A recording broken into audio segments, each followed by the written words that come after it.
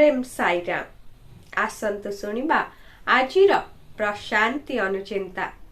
आमे रुक्मिणी विवाह उत्सव पालनरु केउ गुरुत्वपूर्ण शिक्षा ग्रहण करि पारिबा।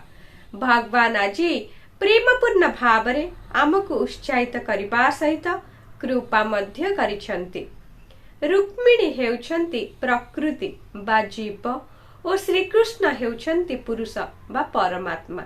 रुक्मिणी एही भौतिक संसारर नियम एवं बंधन द्वारा दुखरे रहिथिले। तांकर भ्राता हेउछन्ति रुक्मु जी अहंकारर प्रतीक एवं तांकर पिता हेउछन्ति भीष्मक सांसारिक जंजालर प्रतीक। उत्तम आचरण विधि कारणरु भगवान का उपरे तांकर ध्यान केंद्रित होई रहिथिला। से थरे भगवान का पाखरे पहुंचीबा पाई एक योजना प्रस्तुत करले।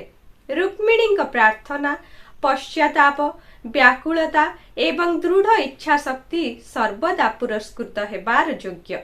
से विवाह संस्कार कार्यक्रम पूर्वरु समग्र विश्व शक्तिर माता गौरी देवी को पूजा करिबा पाई जाइथिबा बेले प्राचीन कालरु चली आसुथुबा तांकर उत्तम आचरण विधि तांको पाई रक्षाकारी होइथिला।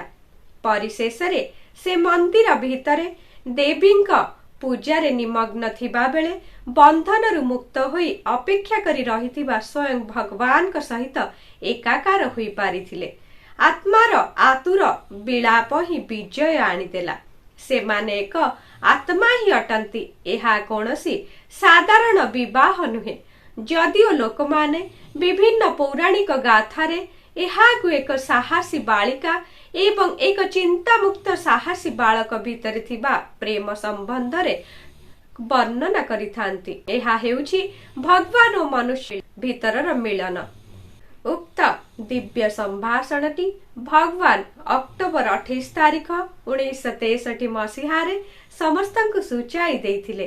कहिबार तात्पर्य भगवान को प्रेम पाइबा पाई जनकु निज समय, शरीर एवं कर्म को भगवान को सेवारे नियोजित करिबाकु पड़िबो।